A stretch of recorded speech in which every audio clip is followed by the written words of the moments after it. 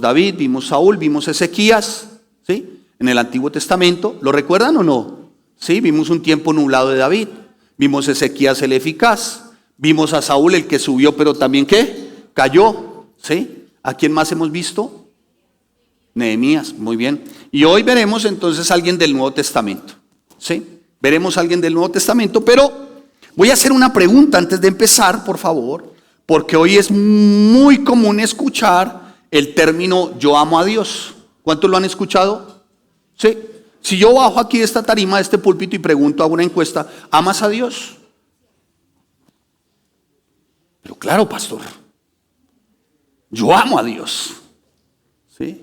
¿Quién podría decir en algún momento que no ama a Dios? Es más, si salimos, vamos por las calles y preguntamos a cualquier desprevenido, ¿amas a Dios? Seguro que sí. Realmente el porcentaje de ateos en nuestra nación es mínimo. Bueno, nos encontraremos uno que otro. Pero aún el testigo de Jehová te dice que ama, el mormón, el musulmán, el budista. Todos dicen que amar a Dios. El tema aquí central es que aman a Dios a su manera. Y aman a Dios a la manera del Dios que ellos mismos se crearon. Aman a Dios a su manera, tienen su propio Dios. Algunos aman tanto a Dios que se aman a sí mismos, porque parece ser que el Dios de ellos son ellos mismos. Entonces decir amar es muy fácil, de labios, como en el matrimonio, como con los cónyuges. ¿Tú amas a tu cónyuge? Sí, claro, pastor, yo la llevamos, no sé, 30 años de casados, yo la amo, yo lo amo. Evidencias de que la amas. Y por ahí a la esposa se le sale un ¿no? Sí. O se le pregunta a ella, ¿tú amas a tu esposo? ¿Cuánto lo amas? Pastor, por mi esposo yo daría mi vida. Y el esposo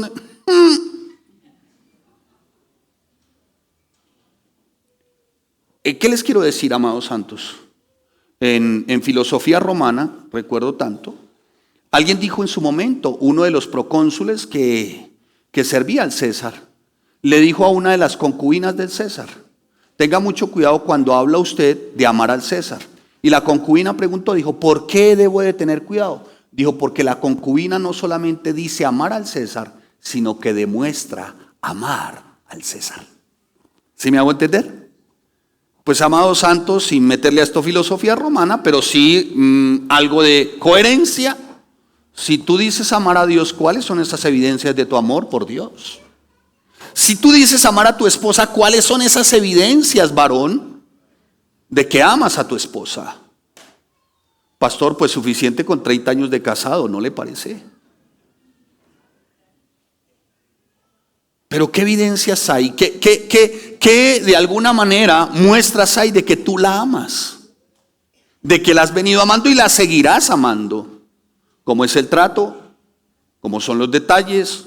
¿Cómo es tu forma de hablar? ¿Realmente se nota que la amas? O sea, ¿alguien podría notar que tú amas profundamente a tu esposa? ¿Alguien podría notar de alguna manera y de tal manera que quisieran tener un matrimonio como el tuyo? O mejor tus hijos están diciendo, ni se le ocurra decirme que me case. Porque hoy de lo que menos se quiere hablar es de.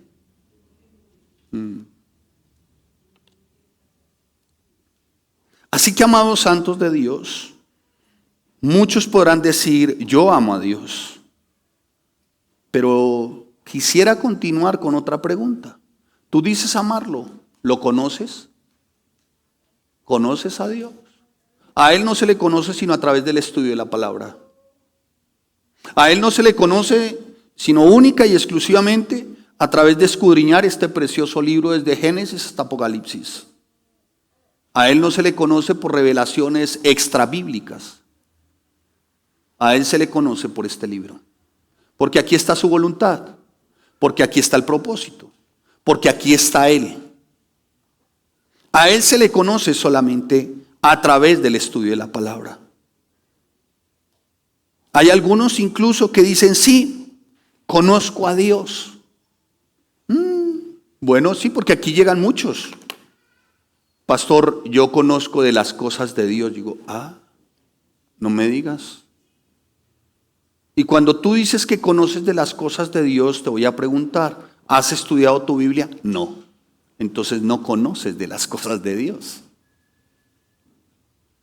Porque muchos suelen tener como este cliché, ¿no? Yo conozco de las cosas de Dios. Ok, ahora voy a aceptar que conoce de las cosas de Dios. Aceptémoslo.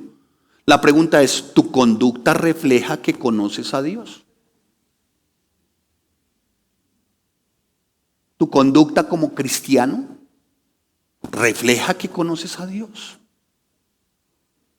Y así haríamos muchas más preguntas, amados santos de Dios. Entre otras, podríamos preguntar qué características hay en tu vida que cuando otros ven tu conducta, notan que verdaderamente conoces a Dios. ¿Qué hay en tu conducta que otros ven y que se nota de ti que amas a Dios? Usted cuando se relaciona con otra persona, la otra persona ve en usted que verdaderamente ama a Dios. Cuando usted dice, no, es que aquel o aquella ama a Dios. Pregunta, ¿ora? ¿Estudia la palabra? ¿Sirve? Pastores, que no son solamente sino esas tres. Pues déjeme decirle que son solo esas tres. Porque cuando tú vas a la palabra te encuentras que con los hombres de Dios, que lo que verdaderamente ellos reflejaban cuando decían amar a Dios, eran hombres que oraban, estudiaban la palabra y servían. Servían. O sea que si usted me dice, o me va a decir alguno, o alguno va a increpar y dice, yo amo a Dios, ¿oras? ¿Estudia la palabra? ¿Sirves? ¿Te congregas? Congregación significa autoridad. Autoridad significa sujeción. ¿Te sujetas? ¿Eres obediente? El resto azúcar y papel. Amados santos, el amor es un asunto muy, muy serio para Dios. Es algo muy vital para el Señor. Cuando nosotros vemos el Antiguo Testamento, notamos el amor de Dios en todo su esplendor por un pueblo rebelde, desobediente, por un pueblo que se quejó todo el tiempo, por un pueblo que no tenía que comer y el Señor envió maná y después se quejaron porque tenían maná, por un pueblo que renegó, por un pueblo que murmuró de hombres como Moisés, por un pueblo que se rebeló. Cuando en su momento, a cambio de postrarse, de orar y de esperar a Moisés, ¿sabe qué hicieron? Un becerro de oro. Se rebelaron, fueron idólatras. Sin embargo, no vemos todo el amor de Dios en el Antiguo Testamento. El pueblo volvía y se rebelaba. El pueblo era idólatra. El pueblo pecaba. El pueblo murmuraba. El pueblo se levantaba contra Dios. Y la gracia y la misericordia de Dios perseveraban en el pueblo. Claro. Cuando hablo de gracia, misericordia y amor de Dios, hablo de disciplina y de corrección. ¿Me estoy haciendo entender? ¿El pueblo fue corregido? Sí. ¿El pueblo tuvo que sufrir algún tipo de juicios? ¿Esto es de disciplina severa de parte de Dios? ¿Sí o no? Sí. Una forma de ser severo con el pueblo de Dios que se rebelaba, ¿sabe cuál fue? Que el Señor los dejaba ciertamente por momentos que hicieran de tal manera lo que ellos querían, que ellos mismos se buscaban sus propios cautiverios y fueron esclavos de imperios como el imperio babilónico, los medos, los persas. Servían como esclavos en Egipto. ¿Por qué? Porque se rebelaron contra Dios. Sin embargo, el Señor cada vez, hermanos, en su gran amor y en su gran misericordia, los apartaba para Él, los limpiaba, volvía y los restauraba. Y el pueblo parecía que volvía y otra vez caía, hermanos. Primero fue a través de los patriarcas, después de los patriarcas no les convencían los patriarcas, entonces pidieron jueces. Como no les convencieron los jueces, entonces pidieron reyes. Y Dios como que llegó un momento en que se hartó, hermanos. Y hubo un tiempo de oscurantismo, 450 años que Dios no habló. entre Malaquías y el primer evangelio, Mateo.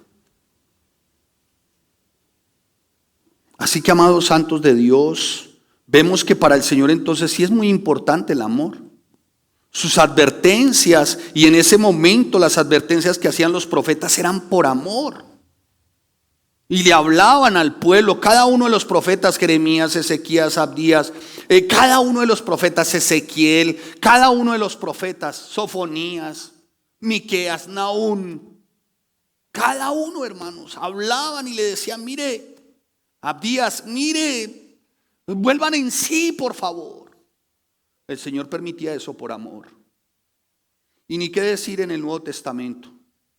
Notamos también de parte de Cristo, ¿no?, cómo Él nos enseña y de alguna manera nos instruye para que lo que perdure en nosotros sea el amor por nuestro Dios, por el verdadero Dios, el Dios de las Escrituras.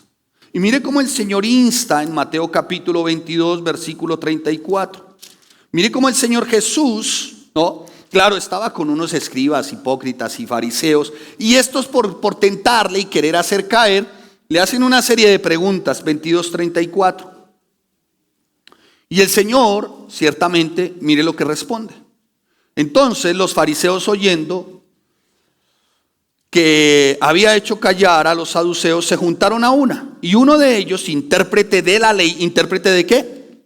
Escuche. En aquel tiempo, ley significaba Génesis, Éxodo, Levítico, Números y Deuteronomio. Ley significaba la Torá, o sea, los primeros cinco libros de la Biblia. Ley. O sea, que este fariseo, ¿no?, este hombre se sabía perfectamente los primeros 5 libros. Génesis, Éxodo, Levítico, Números y Deuteronomio.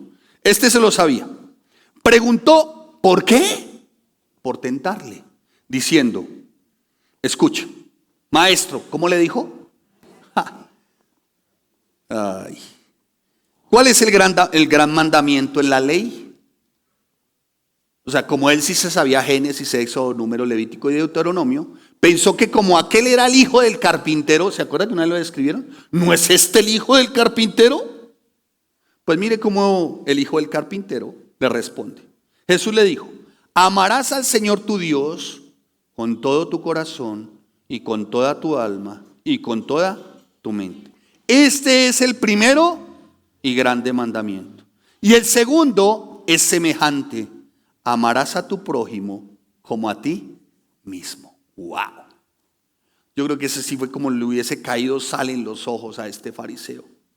Porque muchos dicen amar a Dios, pero aborrecer a sus hermanos. Muchos dicen amar a Dios, pero aborrecer al que tienen cerca. Y cuando dice que las palabras de la ley, pues las palabras de la ley estaban en Deuteronomio, vaya Deuteronomio, capítulo 4, versículos 6 y 9. Esas son las palabras de la ley. Deuteronomio, capítulo 4, 6 y 9. Entonces, ¿qué citó Jesús ciertamente desde allí? ¿Qué citó Jesús? 6, 4 y 9. Dice la palabra: oye Israel, Jehová nuestro Dios, Jehová uno es. Y amarás al Señor tu Dios de todo tu corazón y de toda tu alma y con todas tus fuerzas.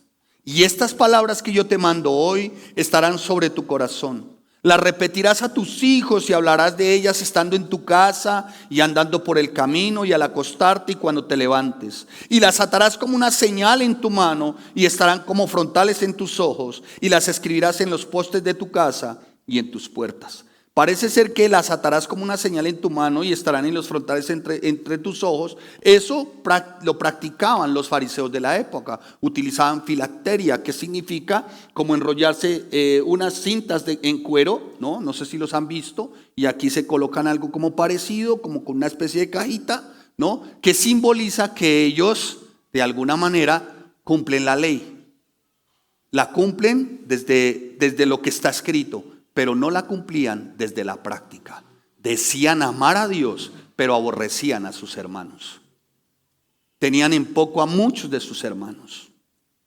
De manera tal, amados santos de Dios, que siendo el tema principal para este tiempo el amor, el término amor utilizado en el hebreo viene de la palabra aheb, A-H-E-B. Y es un término que principalmente señala hacia un acto de la mente y la voluntad, ¿no? Para siempre procurar el bienestar de otros, de alguien. Incluye también, me encontré otro significado de aheb, incluye también una fuerte emoción, un deseo entrañable, entrañas desde lo profundo. Ese amor del que habla Deuteronomio, aheb, es a lo que se está refiriendo. Entonces, si quisiéramos parafrasear sin ir a mancillar la interpretación, y amarás al Señor tu Dios desde tus entrañas,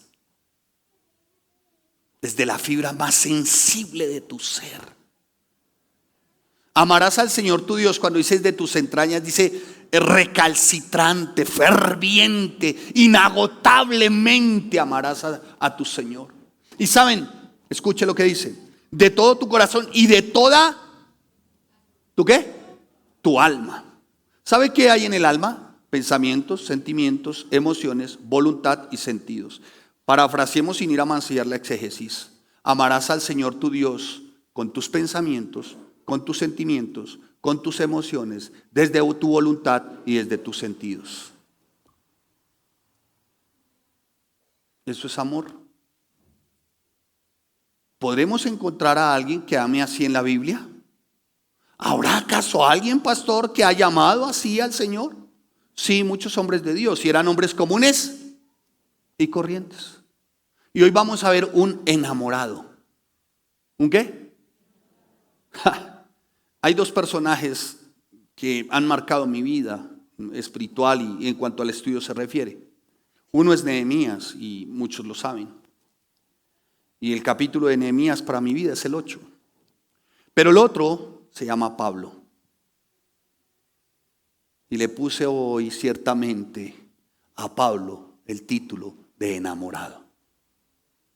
Si hay un enamorado en la Biblia, si hay uno que haya amado a Cristo desde sus entrañas, desde la fibra más sensible de su ser, desde lo recalcitrante, ferviente, acalorado, apasionado, es Pablo.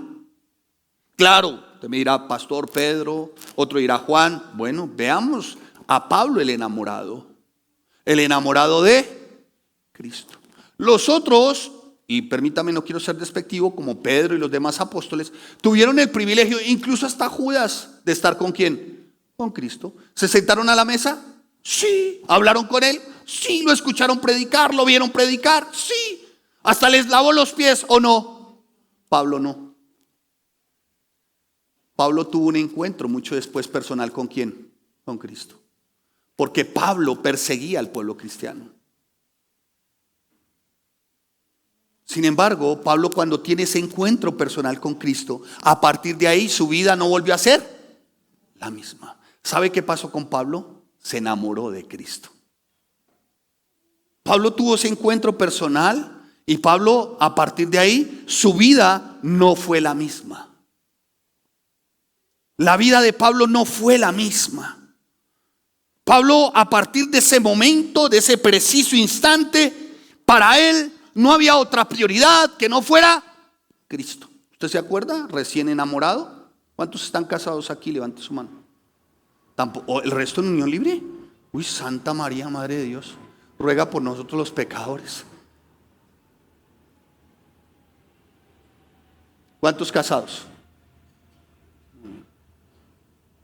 Bueno, lo de Santa María es una forma simpática, ¿no?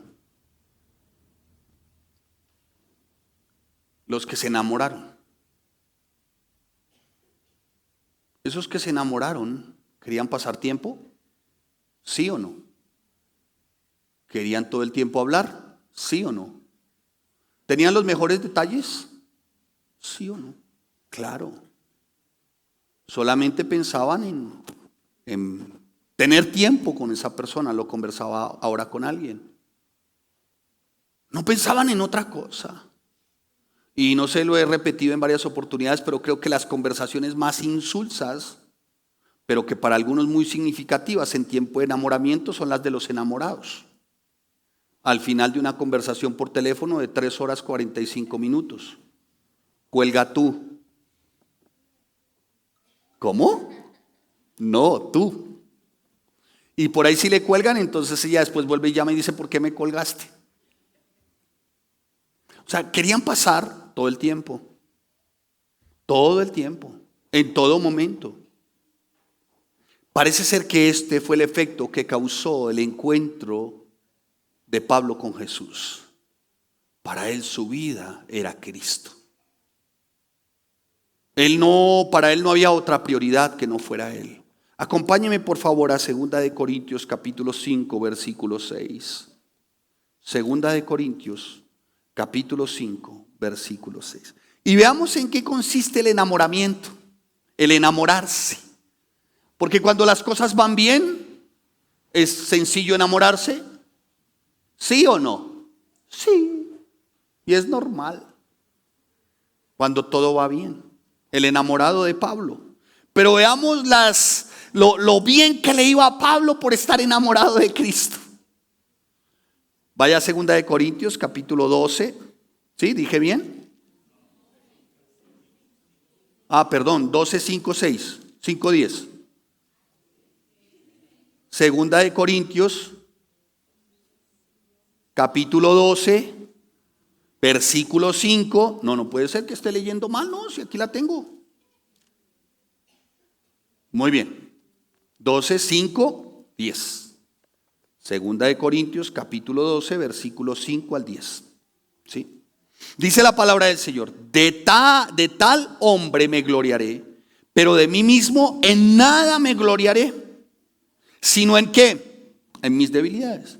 Sin embargo, si quisiera gloriarme no sería insensato, porque diría la verdad, pero lo dejo para que nadie piense de mí más de lo que en mí ve u oye de mí, y para que la grandeza de las revelaciones no me exaltase. Guárdelo ahí, por favor. Muchos no lo han logrado entender o comprender. ¿Para qué? Mire, para que la grandeza de las revelaciones no me exaltase desmedidamente, me fue dado un aguijón en mi carne, un mensajero de Satanás que me abofetee para que no me enaltezca de sobremanera.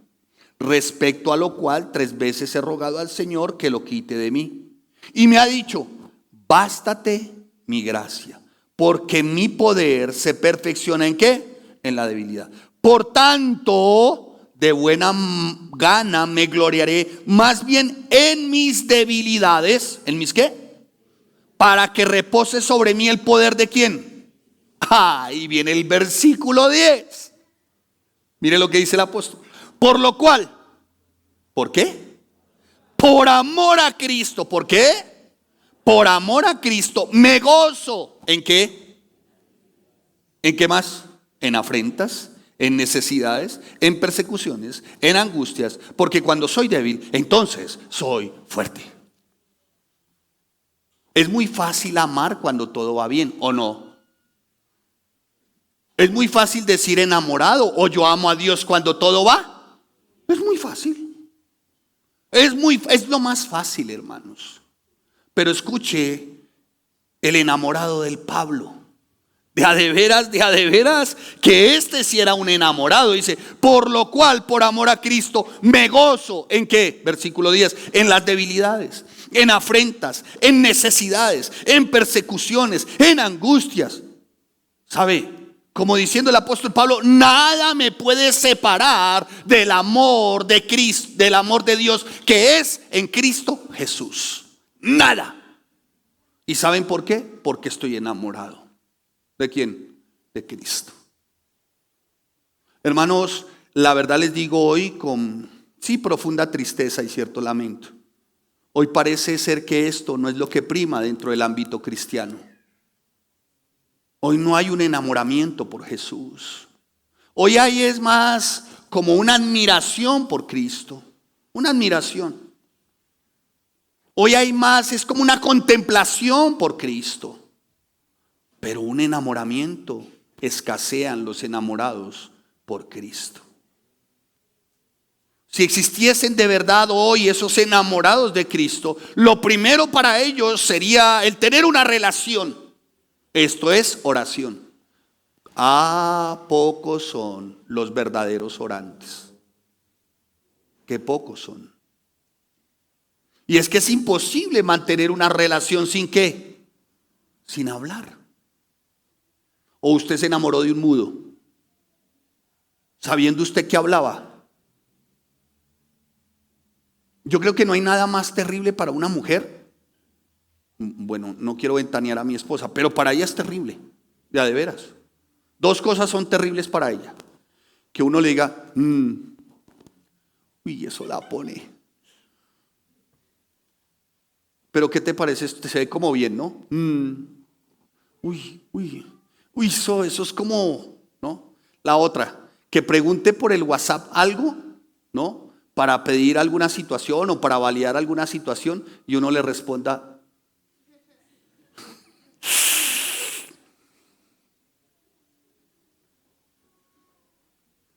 ¿Por qué? Porque las mujeres siempre quieren estar como que uno esté hablando, ¿no? ¿O no?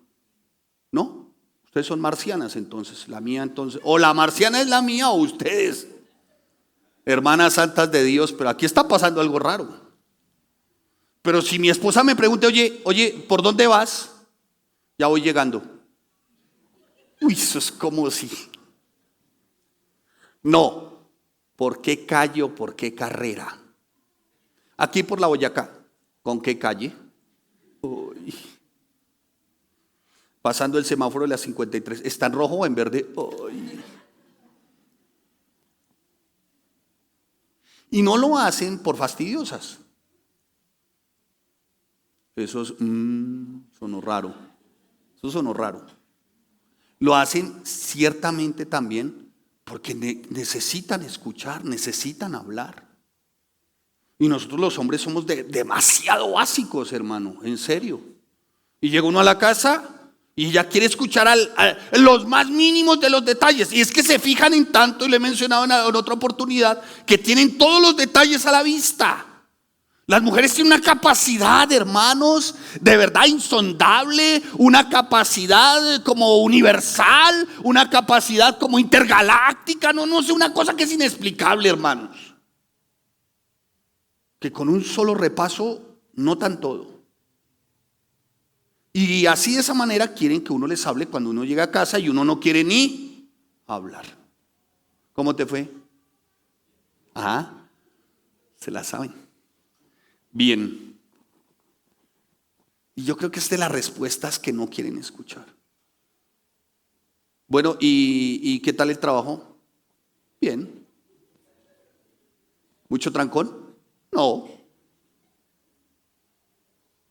¿Almorzó? Sí. ¿Qué almorzó? Uy, ya cuando empieza así digo, pues almuerzo. ¿Qué quiere que pues almorcé almuerzo? ¿Qué quiere que le diga almorcé almuerzo? Sí, pero ¿tomó sopa? Sí, ¿de qué era? Ay. ¡Sopa! ¿O no? Quieren saber todos los detalles. Incluso hasta cuando uno sale con ellas, lo ven todo, hermana, todo. ¿Viste ese hombre? ¿Cómo es posible que él te salude así, amor? ¿Lo viste cómo estaba? No, tenía la corbata chorreada aquí. Yo escasamente le vi la cara al man. Escasamente le dije que uno ya vio que la corbata estaba chorreada. O si uno se encuentra con alguien, ¿no? Es verídico, ayer. No, de verdad, es de verdad. Oye, ¿y qué fue lo que le pasó a una persona que conocemos? Que hace un deporte específico. Y yo le dije en su momento, no, pues el man se aporrió, se accidentó, se cayó. Y no supiste cómo fue el accidente. No, se cayó, no sé, se accidentó. No sé nada más, se accidentó y duró 3 meses en el hospital, no sé nada más. Pero tú no le preguntaste si se fracturó un pie, una pierna, un codo, se fracturó la cadera. Le dije, no, mire, ¿sabe qué? De verdad, mire, por esta que cuando se lo encuentre le pregunta y él le cuenta todo. Y ayer fue el día. Y se lo encontró. No, pues vino hasta acá. Y entonces le dijo, oiga, fulano, ¿cómo le va? Mi esposo me dijo que se accidentó, ¿no? Y le dijo, sí, sí señora, sí me accidenté. ¿Cómo le parece que me accidenté? Bueno, ¿y cómo fue el accidente? Pero sufrió mucho y pues él empezó a contarle que se había roto la tibia, el peroné, la cadera, la parte esta, ¿cómo se dice? De la pelvis, todo este rollo. El man se pegó una reventada loca. Y ella sígale preguntando, y muy doloroso. Y yo, ay, como a un lado, no, yo dije, no, pues, porque ellas quieren saberlo todo. Nosotros los manes somos más básicos, ¿o no? ¿Sí o no? Uno a veces hasta llega a la casa y no se da cuenta de, ¿no notas algo, amor? Sí, que llegué a la casa, ¿por qué? No, pero ¿en serio no notas nada? No, pues la casa, ¿qué quiere que note? A eso sí uno se da cuenta que la esposa cambió las cosas del lugar hasta que uno no encuentra el control remoto. ¡Ay! Ahí uno se da cuenta que sí cambió la sala. Solo hasta ahí. O tan sencillo como que ella podrá hacer todo tipo de movimientos para que uno se dé cuenta. ¿No te has dado cuenta de algo? Y es que es evidente, ella trata de hacer esto, ¿no? Y uno como de menso mira los pies, ¿no? ¿Cómo qué? Somos así, hermanos. Básicos. Y a veces nuestra relación con Dios se puede convertir en eso, hermanos. Muy básicos. Muy básicos. ¿Y qué es básico? Pues venimos a la iglesia y nos sentamos. Discúlpeme por favor un tanto la chabacanería de mi lenguaje. Por momentos se me sale lo bananero. Pero de verdad somos muy básicos, hermanos, como cristianos. Parece ser que nos basta solamente el domingo. Y ocupar casi siempre la misma silla. Y ver siempre a los. Y la verdad yo estoy hasta aquí de ver siempre los mismos, hermano. Parecen estampillas. No veo a nadie nuevo hoy. A propósito, ¿quién nos acompaña por primera vez? Ay, gracias, acaban ustedes de hacerme un favor. Ay, me volvió el alma al cuerpo, como dirían las abuelas. Bienvenidos ustedes que nos acompañan por primera vez. Hermanos, y a veces podemos caer en eso, volvernos muy básicos. Incluso hasta la oración la convertimos en algo básico, ¿no? Y siempre es como lo mismo, hermano. El servicio, pues con que me toque hacer una que otra cosa y pare de contar, ya. El estudio, bueno, pues uno que otro y ya. Nos volvemos muy básicos, hermano. ¿Sabe cuál es el problema ahí? Que queremos tener una relación básica, pero queremos respuestas extraordinarias. Y así es en el matrimonio. Y entonces la pregunta de él siempre será, pero entonces ¿cómo se le tiene contenta? Si hay bien y si no hay tan bien. No ha logrado identificar este man realmente que el contentamiento hacia ella consistirá siempre en los pequeños detalles. ¿Me estoy haciendo entender? Le ruego, hermana, por favor, que no codie a su marido, porque pues no se trata de eso. Pero Pablo era un hombre enamorado, hermanos. Enamorado a pesar de las circunstancias. Y mire lo que dice el versículo 5 y 6. De tal hombre me gloriaré. ¡Ay, cuál hombre! Pues no estaba más ni nada menos de hablar en su momento, sí, de Cristo. Pero de mí mismo, dice él, en nada me gloriaré, sino en mis debilidades. Sin embargo, si quisiera gloriarme, no sería insensato. O sea, si él quisiera gloriarse, no sería insensato. ¿Por qué no él pecaría de insensato? ¿Saben por qué? Porque él había reflejado, había dado evidencia. Yo amo a Cristo. No sería insensato decirles a ustedes que yo amo a Cristo. Yo de verdad, diciendo el apóstol Pablo, yo de verdad, porque la segunda carta del apóstol Pablo a los Corintios es para defender su apostolado. La primera la escribe él para corregir a la iglesia. La segunda para defender su apostolado, porque habían unos entre los corintios que estaban hablando mal de Pablo y estaban desaprobando su apostolado. Pero el apóstol Pablo dice, mire, si así tuviera que gloriarme, lo puedo hacer. ¿Y saben por qué lo puedo hacer? Porque amo a Cristo. Y venga, les digo por qué yo amo a Cristo. Les voy a decir por qué amo a Cristo. Porque por amor a Cristo me gozo en las debilidades, en las afrentas, en las necesidades, en las persecuciones, en las angustias. Porque cuando soy débil, entonces soy fuerte. ¿Y sabe por qué soy fuerte? Porque estoy enamorado de Cristo. Mire, hermano, yo ahora que lo compartí a alguien le dije, mira, enamórate de Cristo. Y les digo a ustedes, enamórense de Cristo. Ese enamoramiento en Cristo les va a permitir a ustedes ser eficaces, tener claridad, poder resolver. Ese enamoramiento en Cristo los va a hacer que no estén mirando las dificultades, las situaciones adversas, sino que siempre su mirada va a estar ¿en quién? En Cristo. ¿Recuerdan los que están casados como cuando eran de novios? ¿Sí lo recuerdan o no? Cuando él le decía, con aquella excusa de siempre, o tal vez no la de siempre, de pronto es nueva para ustedes la que yo voy a dar. Amor, qué pena, pero es que nos toca a pie. ¿Y por qué? No, es que no me han consignado, nos toca a pie. Y de aquí iba a decir, no de malas, que está de moda, ¿no? Sigamos. No, de malas, pues coja usted solo. No, para ella decirle, nos tocó a pie, era como, ella se sentía como una princesa, porque sabía que esas 123 cuadras que iba a caminar con él, iban a ser de la mano de él. Ahí ella se sentía como una pasarela, como estuviese pasando por una pasarela por la autopista, o por la avenida Boyacá, o por la avenida Suba, porque iba con su príncipe. Cuando uno está enamorado, hermano, no mira las circunstancias, las situaciones, las necesidades. Uno simplemente está enamorado. Con Cristo ni se diga, hermanos. Con Cristo Pablo de verdad reflejaba un enamoramiento único.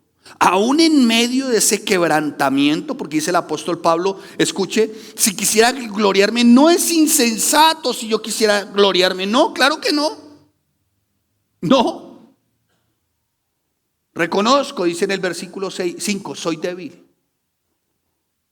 Soy débil. Yo soy débil. Yo soy débil. Pero saben, estoy enamorado de Cristo. Y eso es lo que realmente el apóstol Pablo, ¿no?, hace referencia. Y por estar enamorado de Cristo, por esto es que persevero. Mire, hermanos, cuando la adversidad golpea la fachada, digámoslo así, de la felicidad, o cuando golpea esa fachada de paz o de acomodación, o ¿cómo le diríamos? Esa fachada de que todo lo tengo. Cuando la adversidad golpea esto, amados santos, ahí es cuando se revela el verdadero corazón del creyente. Cuando la adversidad golpea fuerte. Cuando le dicen por su esposa, diagnóstico cáncer.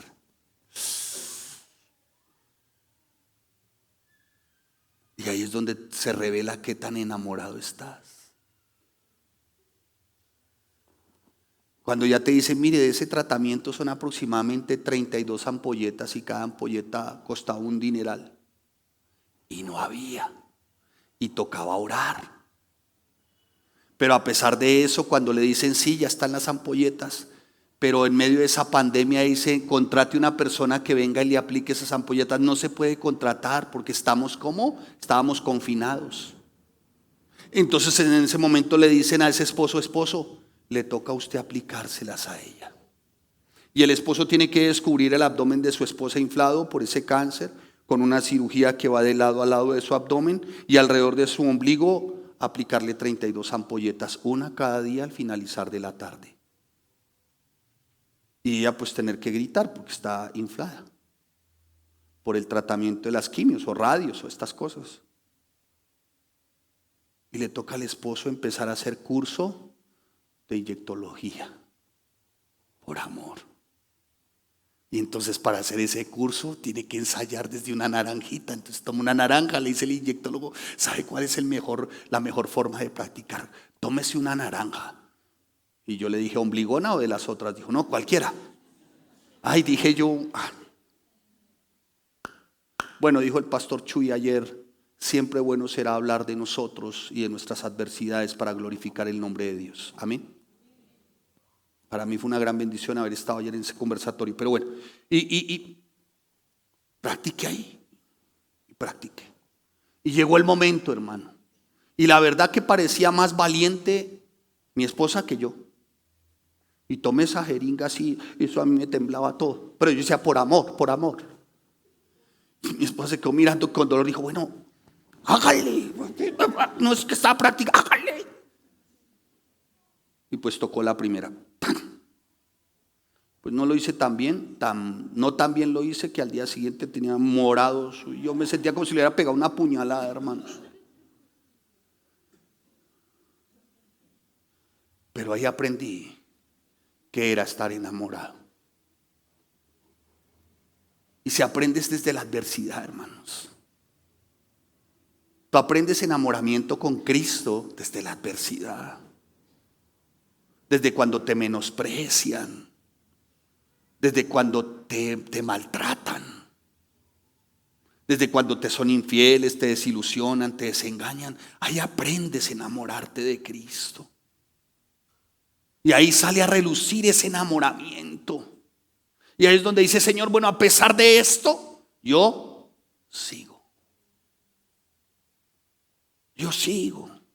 Alguien me preguntó en estos días, pastor, ¿y por qué sigue ahí? ¿Por qué sigue? ¿Saben por qué sigo?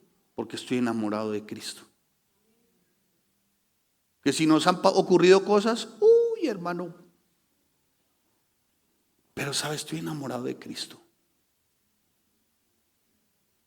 Y si tú te enamoras de Él, no vas a estar mirando la adversidad, las circunstancias difíciles. Vas a estar mirando a aquel de quien estás enamorado. ¿Me estoy haciendo entender? Pablo era un enamorado. Ay, Pablo. El Señor conduce a Pablo a través del sufrimiento, pero un sufrimiento intenso.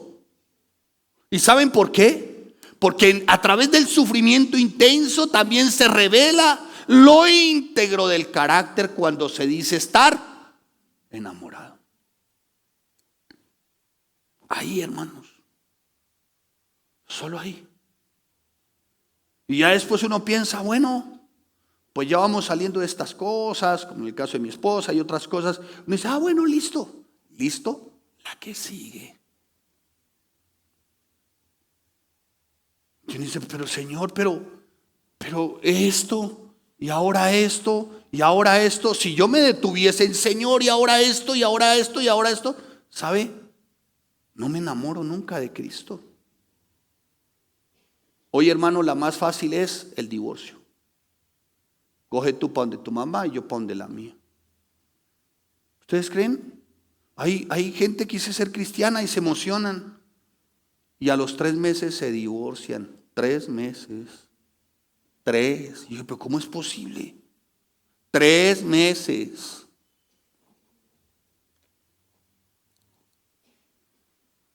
Para Pablo no era una opción el divorcio con Cristo ni separarse de Cristo. ¿Saben por qué? Porque Pablo estaba enamorado de Cristo. Y para mí nunca ha sido una opción la separación o el divorcio. Jamás. Y si se da carta de divorcio, como dice la palabra, ¿sabe por qué se da carta de divorcio? ¿Por qué Moisés y Pablo lo mencionan que se da carta de divorcio? 2 razones. La primera, por impureza sexual, y la segunda, por dureza en el corazón. Pero hermano, entre nosotros no puede haber ni el más mínimo asomo de separación o divorcio. Ni como cónyuges, ni con Cristo. Y lamentablemente hoy hay muchos divorcios a nivel espiritual hablando. Entonces, si el Señor no le suple las necesidades o los caprichos o no se hace conforme a la voluntad de cada uno, yo me separo. se divorcian, abandonan la iglesia, se apartan de Dios, entablan su divorcio con Cristo. Y lo más simpático, ¿no? Creen que el que se fue de pérdidas fue Cristo o la iglesia. Amados santos, Pablo era un enamorado. El versículo 7 dice: y para que la grandeza de las revelaciones no me exalte desmedidamente. ¿Saben? Pablo, 13 cartas, escúcheme, 13 cartas. Había recibido muchas revelaciones. ¿Cuáles? Las revelaciones de un apóstol de Dios, de un apóstol en Cristo, que escribió 13 cartas, dentro de las cuales 3 que son la médula espinal de la sana doctrina: Romanos, Efesios y Gálatas. ¿Y sabe qué dice el apóstol Pablo? Él no se enorgulleció, no fue un arrogante, no fue un prepotente. Dijo: ¿saben? Yo tengo ciertos padecimientos. ¿Saben por qué? Porque a mí se me han dado grandes revelaciones y yo no quiero exaltarme desmedidamente. Por eso el Señor permite que en mí haya un aguijón. ¿Haya un qué? Aguijón. Y tal vez no se ha logrado explicar aguijón, pero teológicamente hay 3 posibles significados de aguijón para el apóstol Pablo. El primer aguijón puede ser que el apóstol Pablo se refería a su viudez, o sea, el haber quedado viudo, el haber perdido a su esposa. Parece ser que eso en su corazón le dolía aún mucho. El segundo aspecto puede ser una enfermedad en sus ojos. Puede ser que el apóstol Pablo, a causa de esa enfermedad en sus ojos, de los ojos le supuraba como una especie de pus y hacía que oliera mal. Puede ser ese aguijón, o sea, en su salud. La primera en sus emociones, su esposa; la segunda en su salud. Y el tercer aguijón pudo haber sido la iglesia misma. Algunos que estaban ahí entre la iglesia, que decían ser, pero que no eran. Parece ser que ese era uno de los aguijones de Pablo. Cualquiera de estos 3. Pero haya sido cual hubiese sido, ¿no? El Señor lo había permitido. ¿Y para qué? Dice el apóstol Pablo: para que yo no me exalte, o sea, para que yo no me crea más que los demás. Y dice el apóstol Pablo: un aguijón. ¿Y dónde estaba ese aguijón, Pablo? En su carne. ¿En dónde? En su carne. Y en esta oportunidad, carne hace referencia a lo que puede brotar de él. ¿Qué puede brotar de la carne? Orgullo, autosuficiencia, arrogancia, prepotencia. Y eso, por lo que él pasaba, era como la rienda que sostenía su alma, que como que frenaba su alma, que como que frenaba ese ímpetu de su carne para no sentirse autosuficiente y arrogante. Y él la aceptaba. ¿Saben por qué? Porque eso era lo que le permitía siempre estar más cerca de él. Y dice el apóstol Pablo: un aguijón. ¿En dónde? En mi carne. Como diciendo el apóstol Pablo: prefiero que me mantenga así, para yo estar de verdad consciente de que debo de ser humilde y sencillo, a pesar de todo lo que el Señor le había concedido a Pablo. ¿A ustedes les parecen poco 13 cartas? 13 cartas de este libro, hermano. 13. Y Pablo no se jacta de él. Pablo en cada una de sus cartas, excepto la de Gálatas, la de los Gálatas, pero Pablo en cada una de sus cartas dice: yo, Pablo, siervo; yo, Pablo, apóstol de Jesucristo. O sea, por debajo. Pablo no le estaba diciendo a todo el pueblo hebreo: ¿acaso usted no sabe quién soy yo? No, Pablo dice: todo esto lo permite él para que yo me mantenga humilde, sencillo. Amados santos de Dios, lo que refleja verdaderamente un enamoramiento de Pablo. Y continúa ahí, escucha. Y dice el apóstol Pablo en el versículo 7, mire cómo dice: un aguijón en mi carne, un mensajero de Satanás que me abofetee. ¿Sabe qué significa mensajero de Satanás? Muy seguramente algunos o alguno que estaba dentro de la iglesia, que menospreciaba a Pablo, que cuestionaba su apostolado, que cuestionaba sus enseñanzas, que cuestionaba la iglesia. ¿No hay alguno aquí entre nosotros? ¿Sí o no? ¿Ustedes creen que no? Mire, siempre vamos a tener uno de esos camuflado, no solo en la iglesia, sino dentro de nosotros mismos. vamos a tener un cuestionador, un murmurador. ¿Sabe cómo se evita que fluya ese murmurador, ese cuestionador? Enamorándose de Cristo. Parecía que había uno dentro de la iglesia de esos que todo lo cuestionan, pero que no aportan nada. ¿No han visto algunos así? Bueno, digamos que aquí en la iglesia ninguno de ustedes. ¿En una empresa no han notado eso? ¿No lo han notado? Los sabelotodos, no, se las saben todas, pero no aportan media. Parecía que había uno de estos embajadores dentro de la iglesia en Corinto. Parecía que había uno de esos que, como dice el apóstol Pablo, abofetear, aquí el término se refiere a un tratamiento duro, hostil, hablaba indebidamente, lo cuestionaba todo. Se refiere a un oponente, a un contradictor en todo. Sin embargo, el versículo 8 dice: respecto a lo cual 3 veces he rogado al Señor que lo quite de mí. ¿Que quite qué? Este aguijón. Ay, que me quite este dolor, esto que me produce acá. No sé si fue por mí, no sé si fue por la viudez. No sé si fue o es por su enfermedad. No sé si es por la iglesia, pero el apóstol Pablo está diciendo 3 veces que le rogué: quíteme esto, Señor. A veces uno ruega al interior de la iglesia, ¿no? También. Señor, te ruego 3 veces. Úsalo o házalo.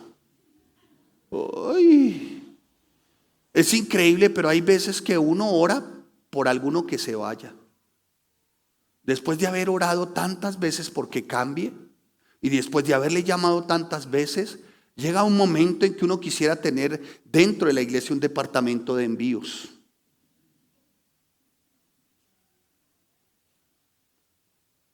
Porque como dirían las abuelas, en este caso voy a mencionar un familiar mío, Misia Elvira. ¿Algunos conocieron aquí a Misia Elvira? ¿Sí? ¿En serio? Como diría Misia Elvira, ni raja, ni presta el hacha, ni entra, ni deja entrar. Y esto parece ser, amados santos, que era como lo que a Pablo también decía: pero bueno, a este le he enseñado, le he dicho tantas cosas, pero como que no. Y hermanos, miren, yo sí les voy a decir algo. Algo que detiene la obra y que detiene que la iglesia crezca es la falta de santidad en sus miembros. El pecado oculto estanca. Y no solamente el crecimiento de la iglesia, sino su crecimiento personal, emocional, espiritual, familiar, conyugal. El pecado oculto estanca, hermanos. Así que si hay alguien en pecado, dice la palabra en Proverbios 28:13, que aquel que confiesa su pecado y se aparta de él, hallará misericordia. ¿Quiere seguir creciendo y edificándose? Confiese su pecado oculto, arrepiéntase, no peque más, enamórese de Cristo. Y continúa el apóstol Pablo en el versículo 8.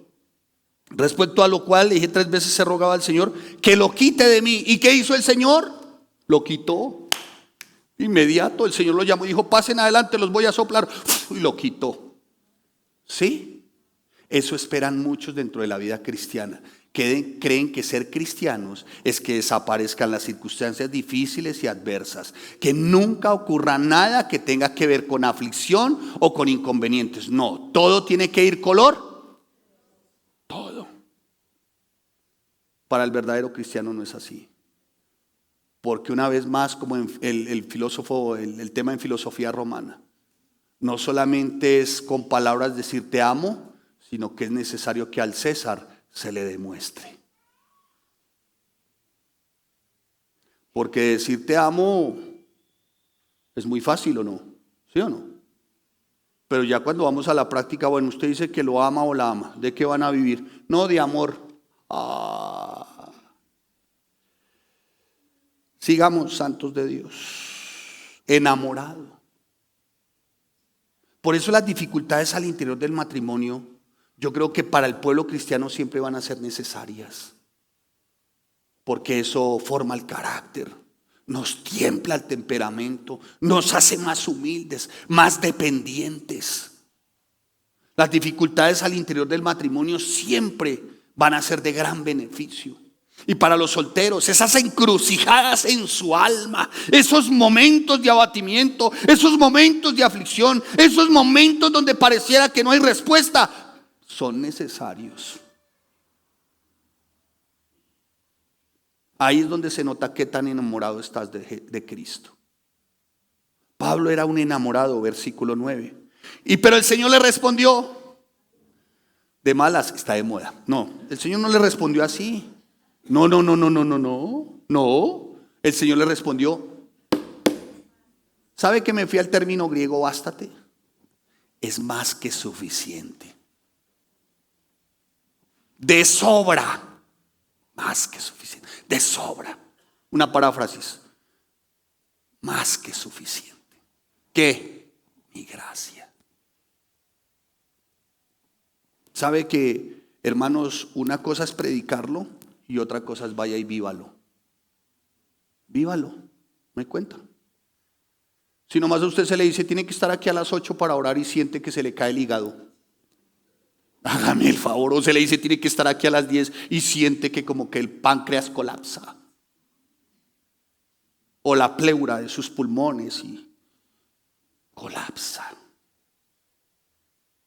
Ahora ni qué decir cuando se ha probado desde su matrimonio, desde su propia vida, desde a lo que tiene que negarse, entregar, dejar, abandonar por causa de estar enamorado de Cristo. ¿A cuántos no le dijeron, no? En su momento, de verdad, oye, mira, es por este camino. A mí me lo dijeron, mira, es por este camino. Enamórate de Cristo, me dijo un joven a los 16, 17 años y me llevó. Me dijo, mira, enamórate, y yo fui. No, tenía que, como dice Pastor Juan Camilo, mi hijo, tenía que primero darme mi vuelta por Mundo Aventura. Ay, hermano, porque nos encanta comprar tickets para eso. Para decir, Dios, hasta aquí, y me doy mi vuelto. ¿Por dónde? Por Mundo Aventura. Y después llega uno achicopalado, arrugado, ¿sí? Pisoteado, vuelto nada. Como diría mi tía Elvira, con el rabo entre las piernas y las orejas agachadas. Como el perro arrepentido. ¿Y saben por qué? Amados santos de Dios, ni siquiera es porque uno quiera volver. Y esta es una noticia que le tengo. Es porque también Cristo está enamorado de ti. ¿Sabe por qué estamos acá? Le voy a decir por qué. Tú estás acá no porque te enamoraste de Él. Hipócrita. Todos una parranda de hipócritas. Y dentro de todos yo también. ¿Sabe por qué estamos acá? Porque se enamoró de nosotros. Por eso estamos acá.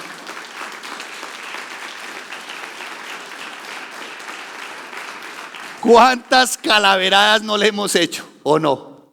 No. Por un hermano, menos mal que usted solo, hermano. Ay, hermano, es que es comulgarlo en la iglesia. Pecador. Hermano, ¿sabe por qué estamos acá? Por pecadores. Pero saben, Él se enamoró de nosotros. ¿Cuántas calaveradas no le hemos hecho?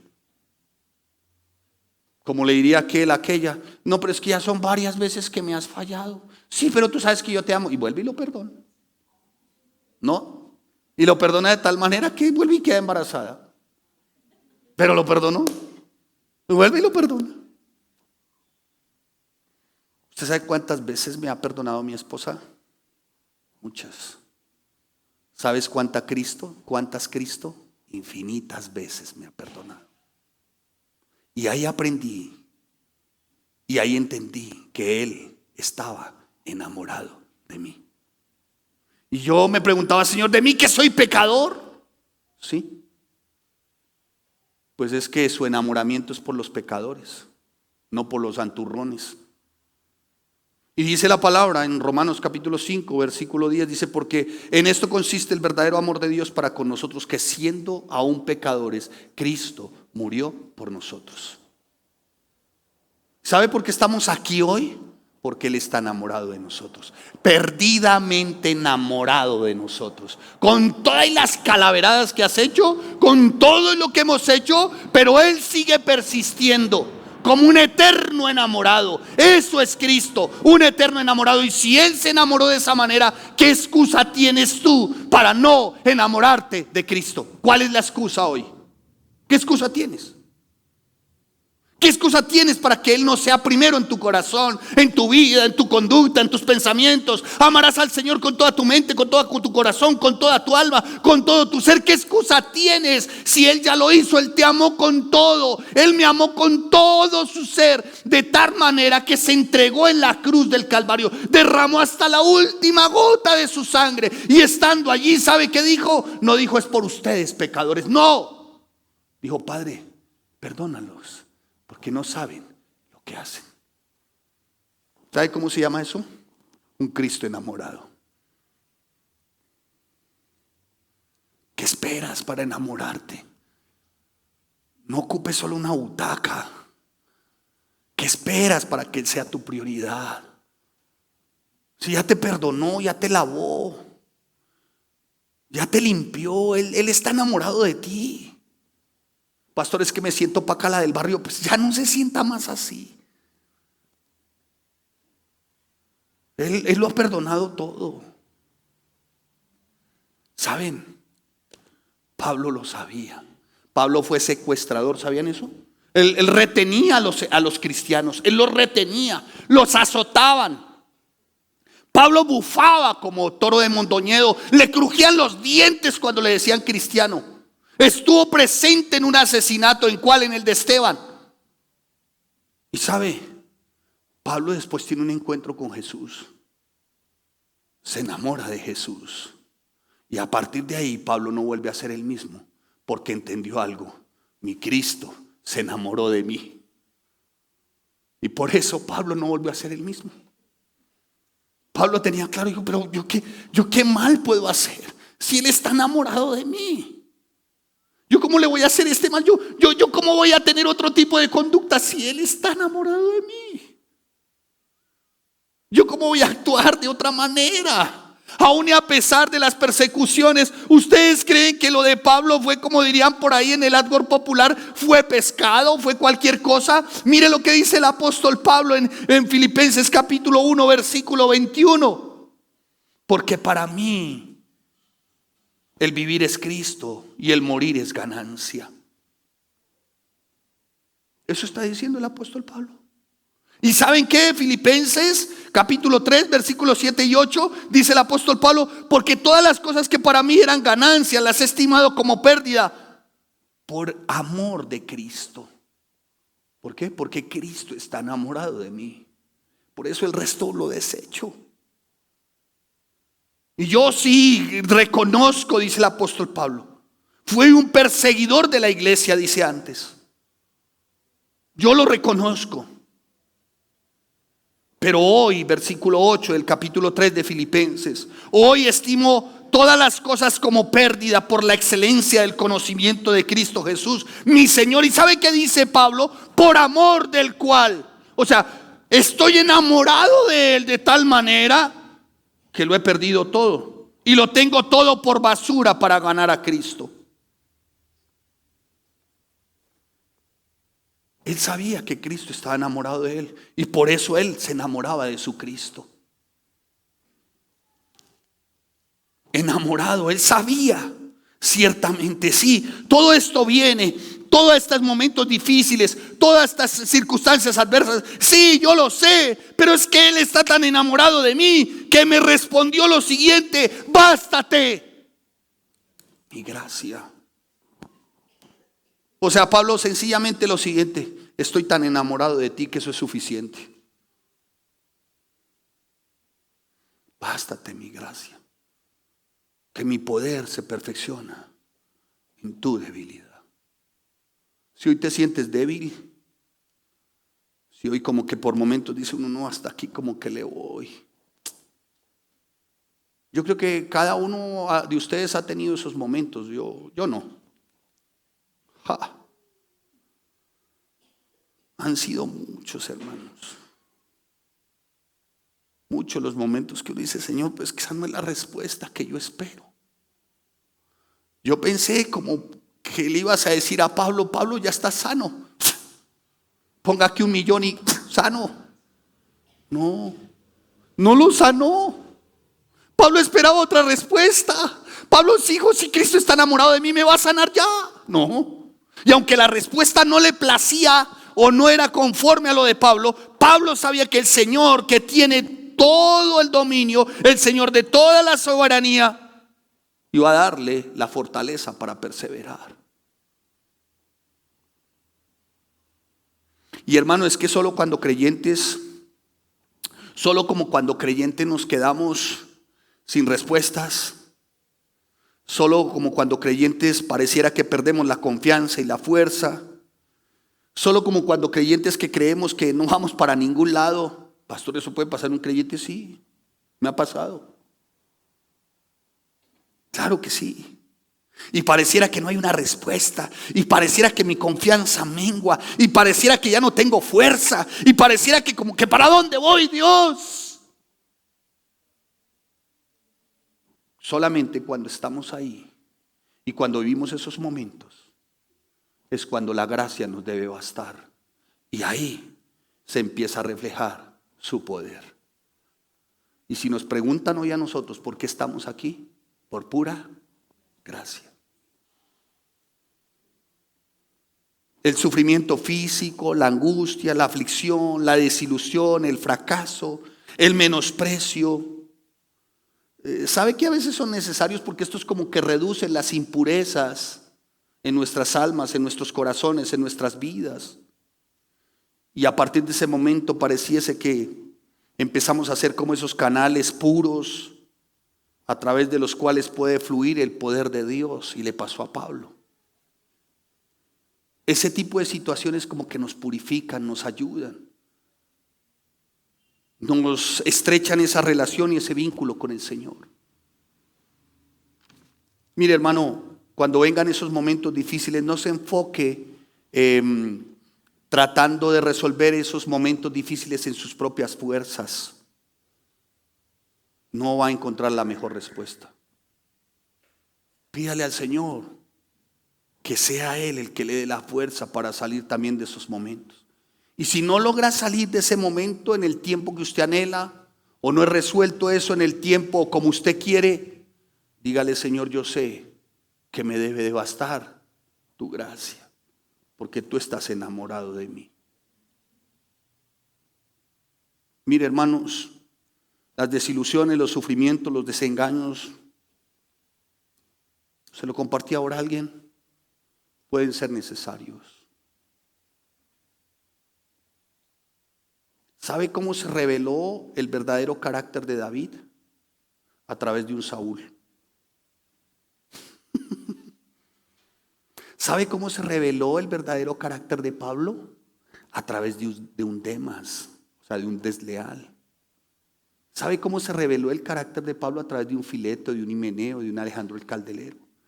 ¿Sabe cómo se reveló la pureza de amor de Cristo? A través de un Judas.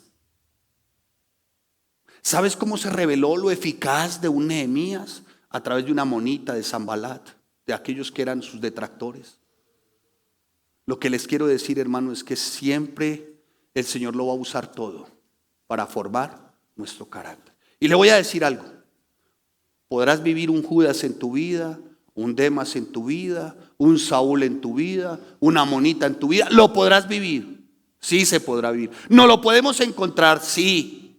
Por momentos seguramente que eso no nos deje avanzar. Sí. Que eso nos deprima o eso nos oprima y nos duela. Sí. Pero hay algo que sí no va a dejar de ocurrir.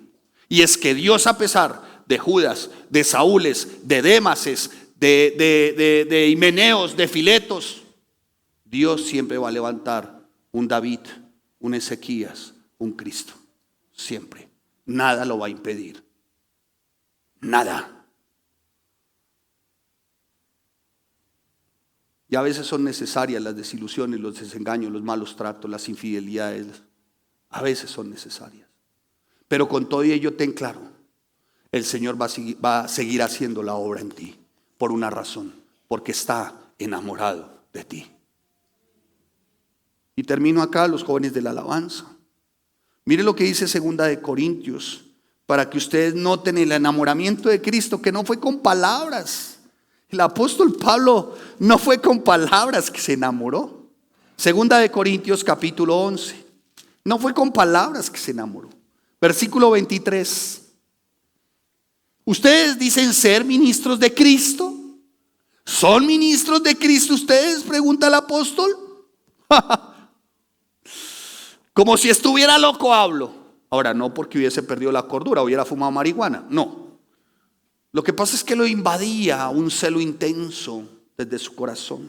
Y dice, yo más, en trabajos más abundantes, en azotes sin número, en cárceles más, en peligros de muerte muchas veces. De los judíos 5 veces he recibido 40 azotes menos 1. 3 veces he sido azotado con varas, 1 vez apedreado, 3 veces he padecido naufragio, 1 noche y 1 día he estado como náufrago en alta mar, en caminos muchas veces, en peligros de ríos, peligros de ladrones, peligros de los de mi nación, peligros de los gentiles, peligros en la ciudad, peligros en el desierto, peligros en el mar, peligros entre falsos hermanos.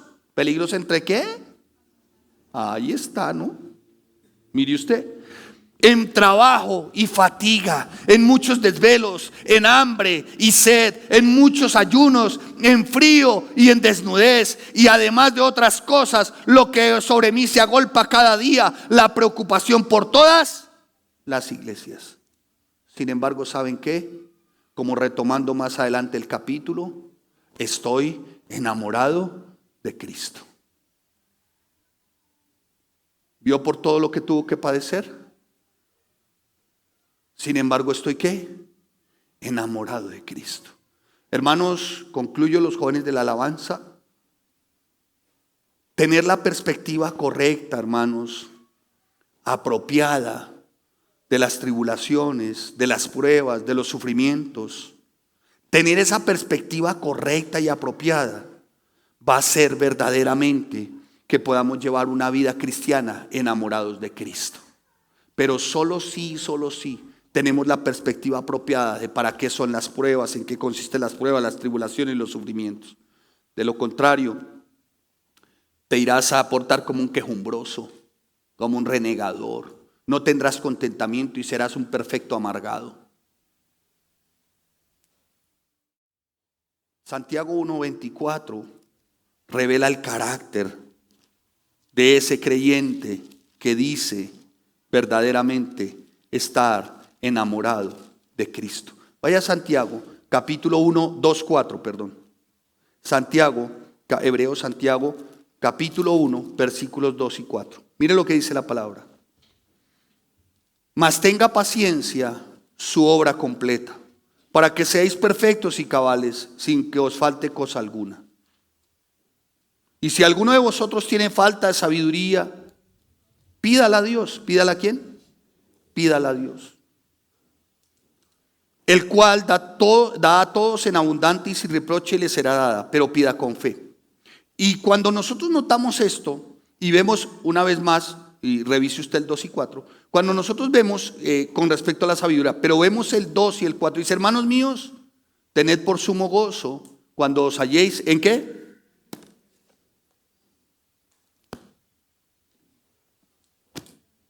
¿Sabe cuándo nos vamos a gozar en esas diversas pruebas?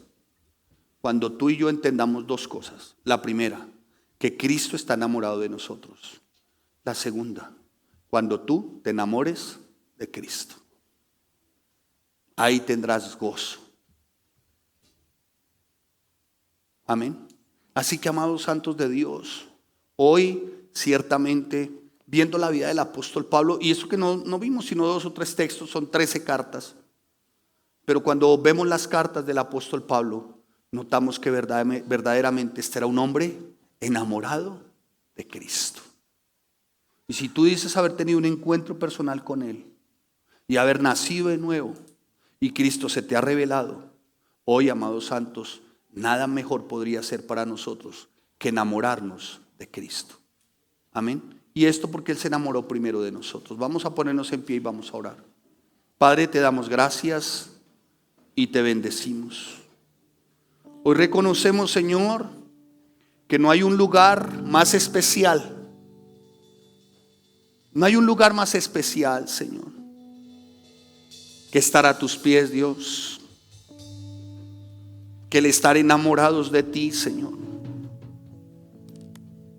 Ayúdanos, Señor, a comprender, bendito Rey Santo, Señor, los beneficios también de las pruebas, de las circunstancias adversas.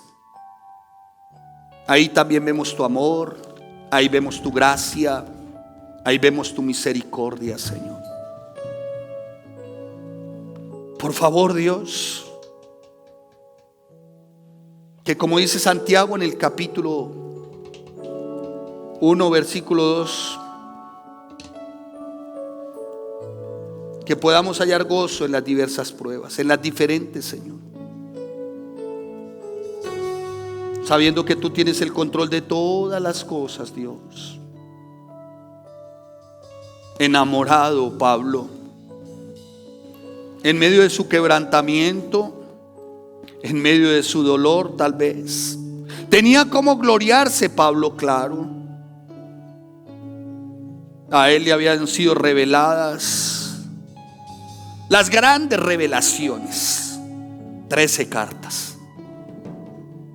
Él sabía que de pronto por ahí su carne se iba a exaltar desmedidamente.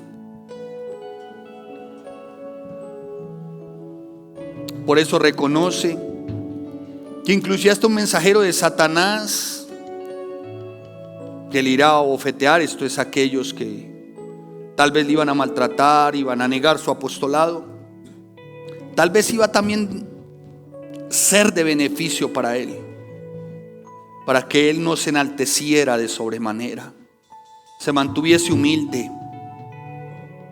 Había rogado Pablo, sí, 3 veces había rogado para que quitara de él ese aguijón. Sin embargo, la respuesta no fue la que él esperó, pero era la respuesta que más le convenía.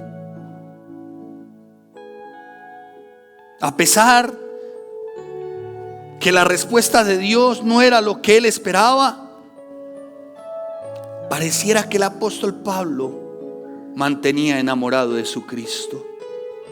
Aunque Dios no quitó el dolor de Pablo,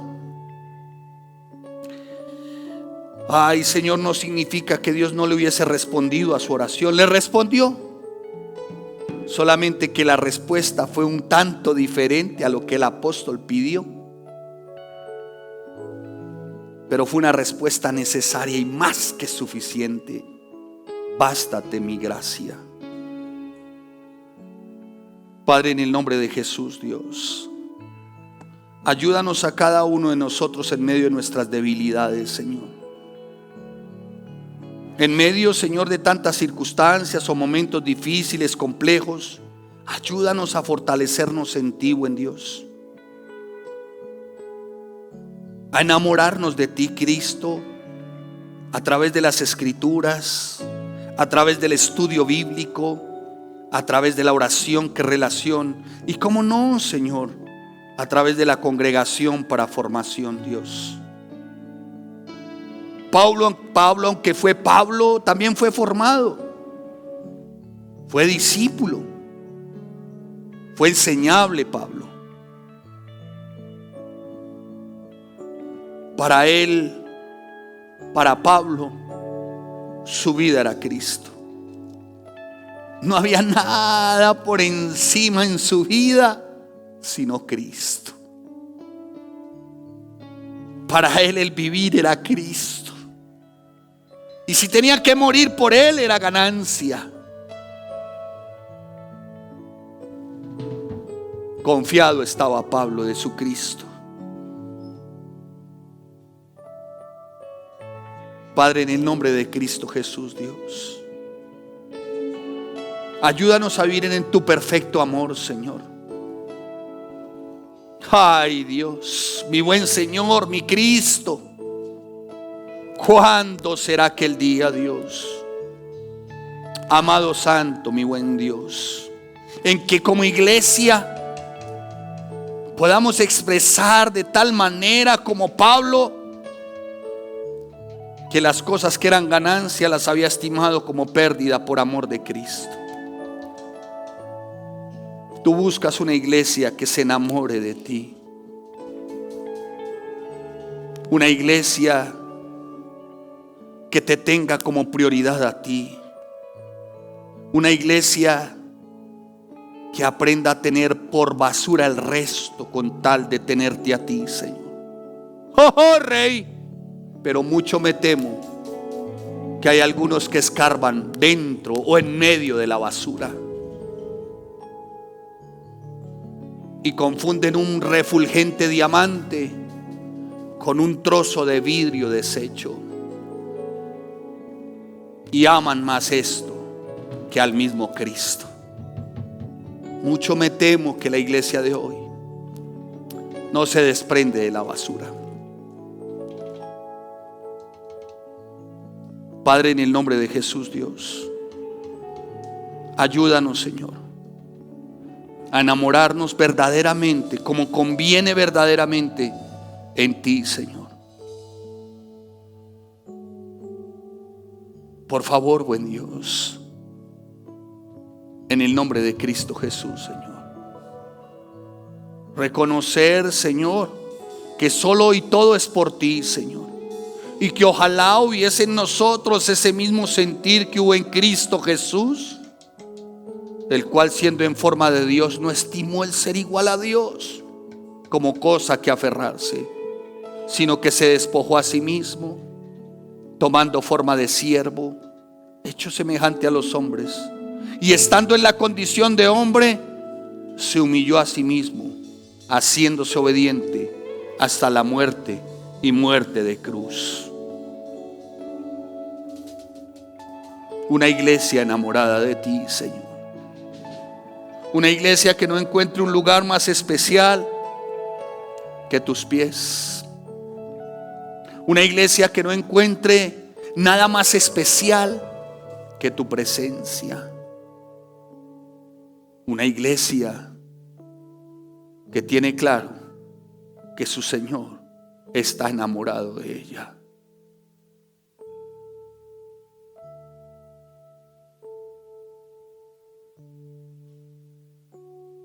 Solo a tus pies, Señor.